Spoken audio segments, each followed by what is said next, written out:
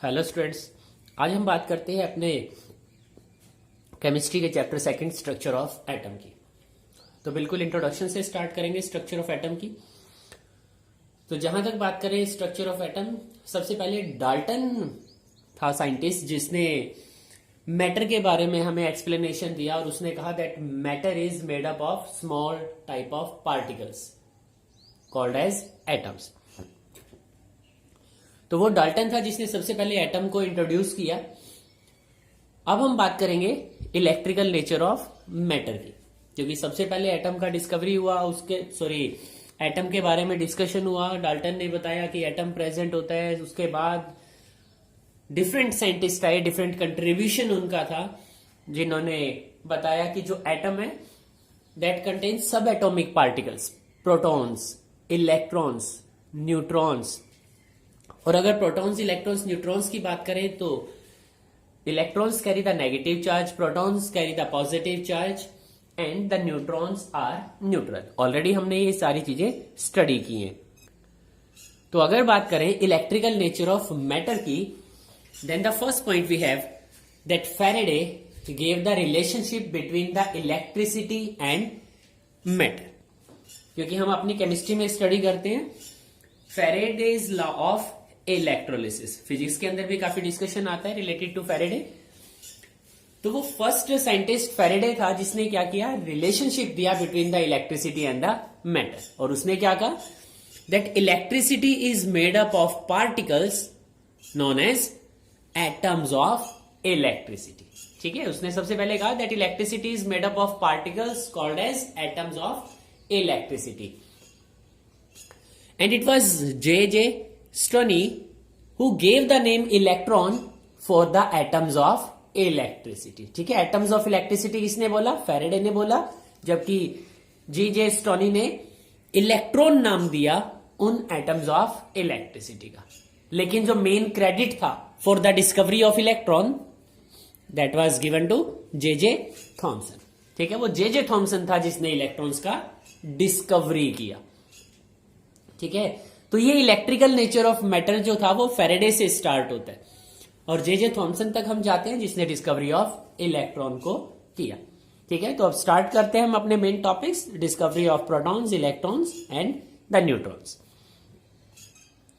तो बात करते हैं डिस्कवरी ऑफ इलेक्ट्रॉन्स को लेकर। तो डिस्कवरी ऑफ इलेक्ट्रॉन्स की अगर बात करें तो जो इलेक्ट्रॉन्स के लिए डिस्कवरी थी, वो जो एक्सपेरिमेंट परफॉर्म किया गया था that was perform by William crooks. William crook ने वो एक्सपेरिमेंट परफॉर्म किया इन द डिस्चार्ज ट्यूब। ठीक है, डिस्चार्ज ट्यूब में वो एक्सपेरिमेंट परफॉर्म किया गया, so that's why it was known as discharge tube experiment. तो जो डिस्चार्ज ट्यूब थी वो एक ग्लास की एक ट्यूब थी। ठीक है, ये ग्लास की एक ट्यूब का यूज किया गया जिसके वन एंड पर कैथोड था एज नेगेटिव, एनोड पॉजिटिव। उस डिस्चार्ज ट्यूब के साथ एक वैक्यूम पंप अटैच किया गया था ताकि हम प्रेशर को रिड्यूस करा सके, and the source of high voltage. ठीक है, एक हाई वोल्टेज का सोर्स था। जहां तक बात करें कैथोड या एनोड की, तो वो मेटल के बनाए गए थे और जिस भी मेटल को हमने स्टडी करना था उसका हमने यहां पर यूज कर लिया। ठीक है, एक पर्टिकुलर नॉन मेटल का हम यहां एज ए इलेक्ट्रोड यूज करते थे। और इस डिस्चार्ज ट्यूब की अगर बात करें, इनसाइड द डिस्चार्ज ट्यूब यहां पर हमारे पास गैस, किसी भी गैस का हमने यहां पर यूज कर लिया, तो हम उसी गैस का यूज करेंगे जिसका हम स्टडी करना चाहते हैं। तो असल में इस डिस्चार्ज ट्यूब एक्सपेरिमेंट में विलियम क्रूक्स ने क्या किया, he studied the conduction of electricity through the gases under low pressure. Low pressure पर उसने क्या किया, जो गैसेस के ऊपर ये एक्सपेरिमेंट किया गया, तो गैसेस को रिड्यूस प्रेशर पर रखकर, लो प्रेशर पर रखकर उसने चेक किया conduction of electricity by the gas, and to do that experiment firstly he place the gas under normal pressure. उसने इस डिस्चार्ज ट्यूब में क्या किया, गैस को नॉर्मल प्रेशर पर रखा, 1 एटमॉस्फेयर प्रेशर पर रखा, और देखता है कि किसी टाइप का कोई कंडक्शन वहां पर नहीं होता। उसके बाद उसने प्रेशर को रिड्यूस कर दिया up to 10⁻⁻² atmosphere with the help of vacuum pump. तो वैक्यूम पंप की हेल्प से उसने प्रेशर को रिड्यूस किया और वो देखता है the gas is found to emit light. उसे यहां इस डिस्चार्ज ट्यूब में कुछ कलर ऑब्जर्वेशन हुआ, और जो कलर ऑब्जर्वेशन है that totally depends on the nature of the gas. जिस गैस को भी हमने वहां पर यूज किया उसके नेचर के ऊपर डिपेंड करेगा। तो हम ये कह सकते हैं कि जब हमने प्रेशर को रिड्यूस कर दिया 10⁻⁻² एटमॉस्फेयर पर और हमें वहां पर लाइट एमिट होती दिखाई दे रही है, इसका मतलब गैस ने क्या कर दिया है, कंडक्शन को स्टार्ट कर दिया है। And when the pressure is reduce to 10⁻⁻⁴ atmosphere, जब और भी ज्यादा वो प्रेशर को रिड्यूस करे, the walls opposite to the cathode start glowing. अब ये कैथोड है, इसका अपोजिट वॉल की अगर मैं बात करूं डिस्चार्ज ट्यूब में, इसका मतलब एनोड साइड की वो बात करें, तो जब हमने प्रेशर को और ज्यादा रिड्यूस किया 10⁻⁻⁴ एटमॉस्फेयर तक हम प्रेशर को लिया है, तो जो एनोड साइड है अपोजिट टू द कैथोड वो क्या करती है, ग्लो करना स्टार्ट करती है, और उस ग्लो को नाम दिया गया फ्लोरोसेंस का।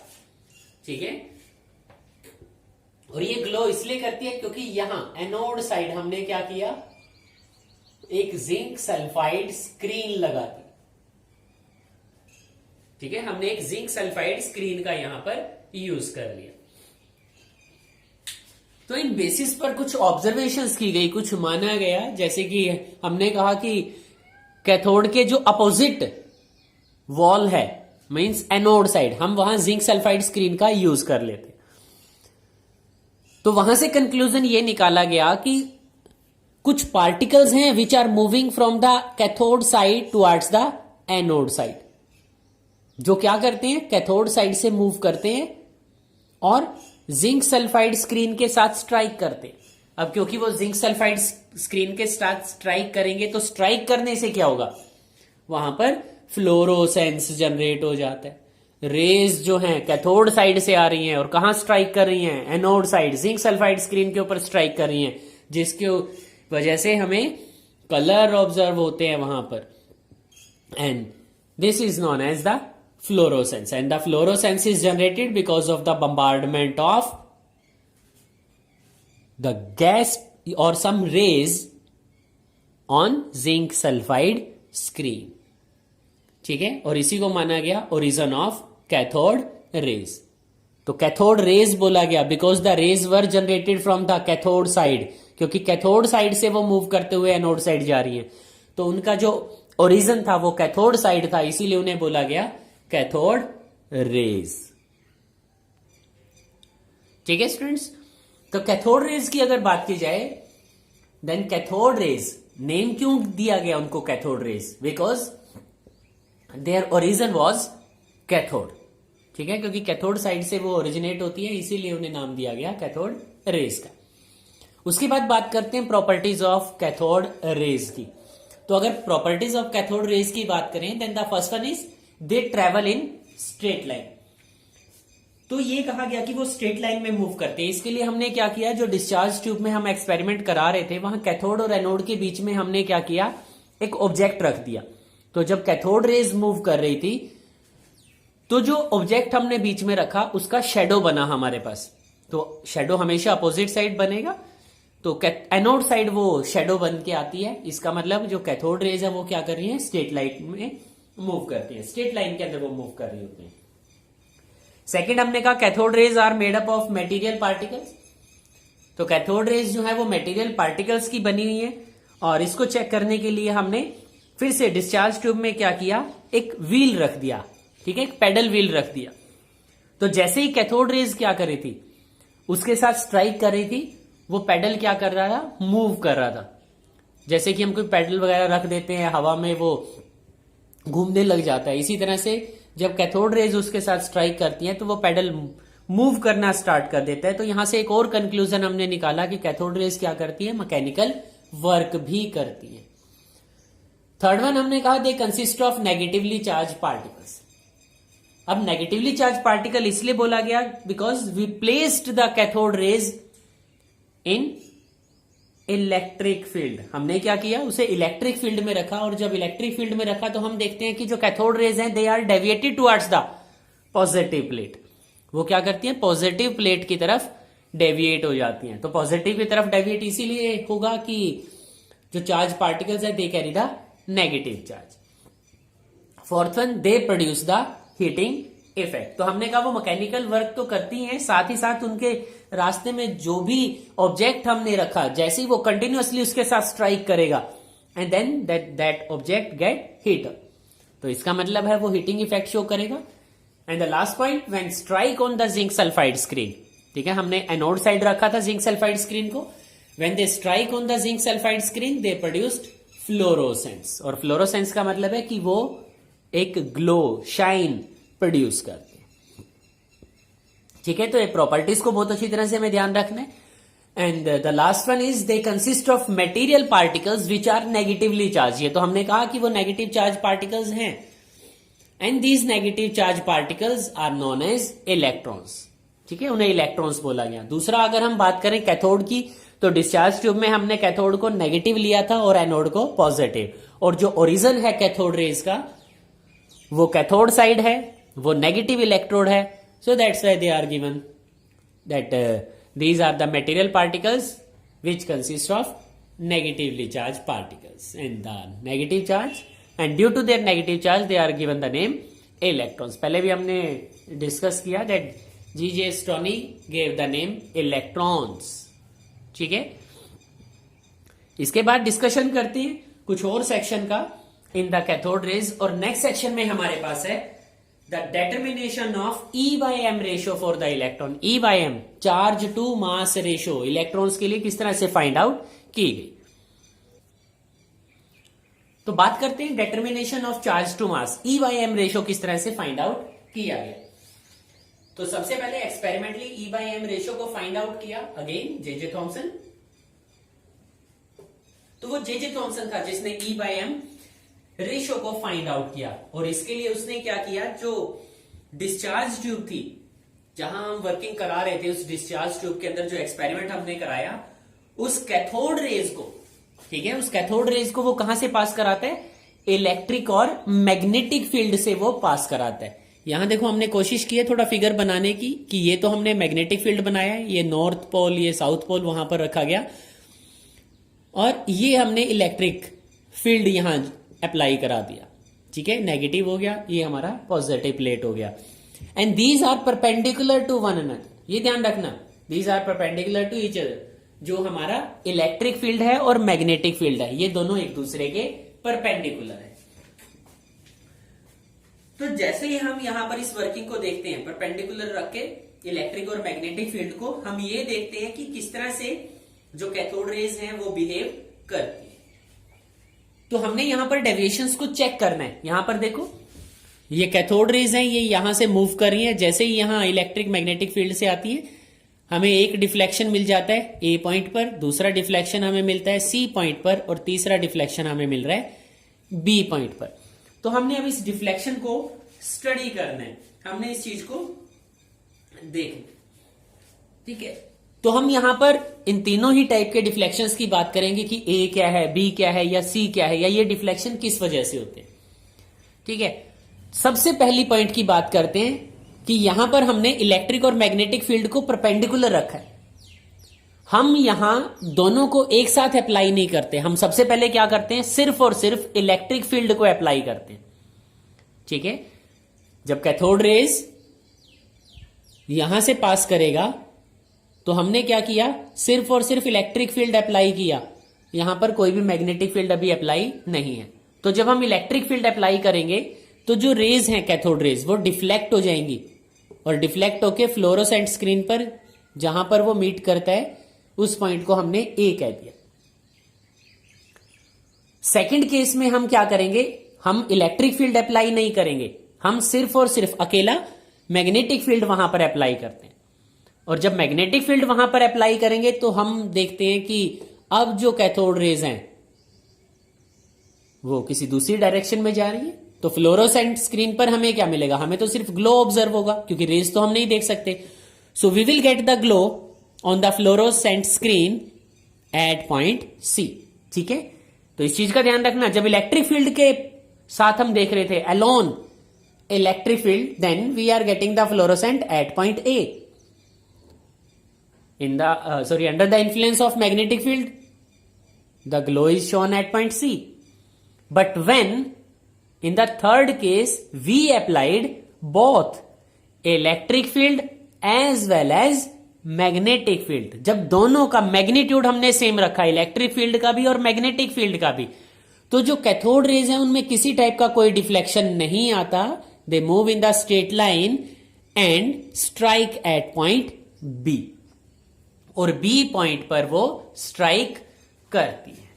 ठीक है, इस चीज का ध्यान रखना कि हमने कहा कि जब सिर्फ और सिर्फ इलेक्ट्रिक फील्ड अप्लाई किया गया तो कैथोड रेज डेविएट हो जाती हैं और फ्लोरोसेंट स्क्रीन पर स्ट्राइक करती हैं at point A. Under the influence of magnetic field they strike at point C, but when we applied both the electric field as well as the magnetic field they strike at the point B without any deflection.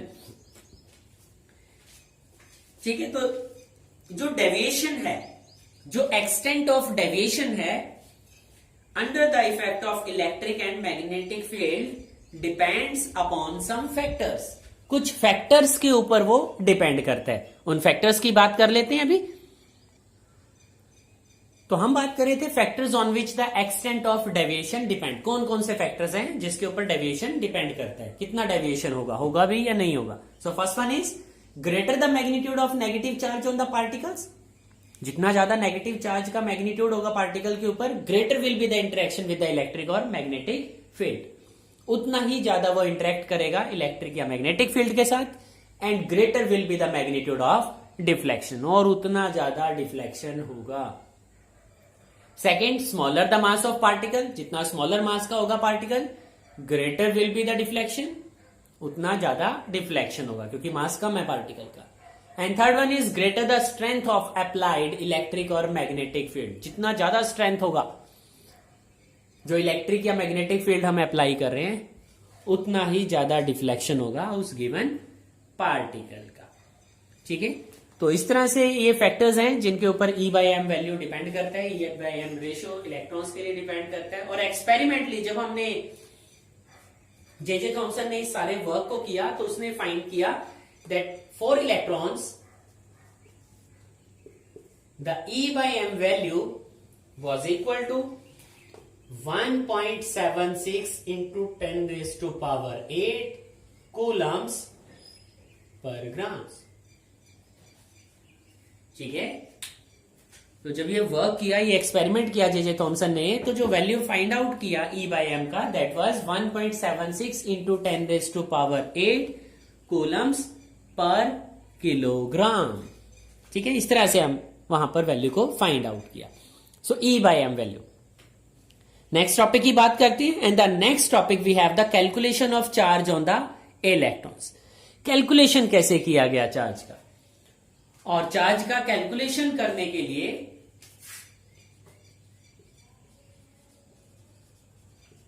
For calculating charge on electron, it was the work of Millikan. ठीक है, Millikan was the scientist who did the work, and Millikan did oil drop experiment. तो Millikan ने क्या किया, oil drop experiment किया, और इस oil drop experiment के बेसिस पर चार्ज ऑन इलेक्ट्रॉन को फाइंड आउट किया गया। ठीक है, तो नेक्स्ट सेक्शन में इस टॉपिक का हम बात करेंगे। तो अब बात करते हैं मिलिकन ऑयल ड्रॉप एक्सपेरिमेंट की। तो जो मिलिकन था, Millikan was the scientist who did the experiment to find charge on electron. तो इलेक्ट्रॉन के ऊपर चार्ज जो था वो मिलिकन ने फाइंड किया with the help of oil drop experiment. तो यहां देख सकते हो कि ऑयल ड्रॉप एक्सपेरिमेंट के अंदर क्या किया गया, एक बार सेटअप को डिस्कस कर लेते हैं। कि यहां पर हमने एनालाइजर का यूज किया हुआ है, यहां से ऑयल ड्रॉप हम स्प्रे कराते हैं यहां पर कि फाइन ड्रॉप्स की फॉर्म में जो ऑयल है वो यहां से मूव करे। ये एक स्मॉल होल बनाया गया, ठीक है। ये इस चार्ज प्लेट में क्या किया गया, एक होल, स्मॉल गैप बना दिया गया। यहां इलेक्ट्रिक फील्ड हमने अप्लाई की है, और जैसे ही ऑयल ड्रॉप इन दोनों इलेक्ट्रिक प्लेट्स के बीच में आता है, हम क्या करते हैं, यहां से एक्सरेज इसके ऊपर स्ट्राइक कराते हैं, या ये कह दो इस चैम्बर के अंदर हम एक्सरेज को स्ट्राइक कराते हैं। वर्किंग देखते हैं क्या है। तो हम कहते हैं दैट ऑयल ड्रॉप्स और the oil droplets in the form of mist, means small droplets की फॉर्म में, were allowed to enter the chamber through a fine hole. इस होल से वो मूव करती है। An electric field is applied, ठीक है, हम एक इलेक्ट्रिक फील्ड अप्लाई करते हैं। And at the same time when these droplets move through these hole, a beam of X-ray was introduced in the chamber. इस चैम्बर के अंदर हमने क्या किया, एक्सरेज को इंट्रोड्यूस करा दिया। अब एक्सरेज क्या करती हैं, एक्सरे क्या करती है, जो अंदर एयर प्रेजेंट है, इस चैम्बर के अंदर जो एयर प्रेजेंट था, उस एयर को उसने क्या किया, आयनाइज करा दिया। और जैसे ही वहां आयंस प्रोड्यूस होंगे, दोज आयंस, जो एयर के अंदर जो आयंस प्रोड्यूस हुए, those ions will collide with this oil drop. वो भी क्या करेंगे, वो आयंस इस ऑयल ड्रॉप के साथ कोलिजन करेंगे, जिसकी वजह से ये ऑयल ड्रॉप भी क्या हो जाएगी, चार्ज्ड हो जाएगी, ठीक है। जिसकी वजह से ये ऑयल ड्रॉप भी क्या होगी, चार्ज्ड हो जाएगी। तो जो मिलिकन था, उसने इस तरह से इस ऑयल ड्रॉप को चार्ज्ड बनाकर यहां पर जो इलेक्ट्रिक चार्ज यहां प्रोड्यूस हुआ इन ऑयल ड्रॉप्स के ऊपर, उसको फाइंड आउट किया, और उसकी हेल्प से उसने बताया that the charge on the electron is 1.6 into 10 raised to power minus 19 coulombs। और जो मैग्नीट्यूड था इसका, क्योंकि इलेक्ट्रॉन्स हैं, so magnitude is negative. So charge on the electron, अगर इलेक्ट्रॉन्स के ऊपर चार्ज की बात करें, then it is -1.6 into 10 raise to power -19 coulombs, ठीक है। तो ये चार्ज ऑन इलेक्ट्रॉन वहां पर फाइंड आउट कर लिया। अगर हमें चार्ज का पता लग गया, हमें E/m वैल्यू का पता चल गया, so it was easy to find the mass of electron. तो देखते हैं मास ऑफ इलेक्ट्रॉन को किस तरह से फाइंड आउट किया गया।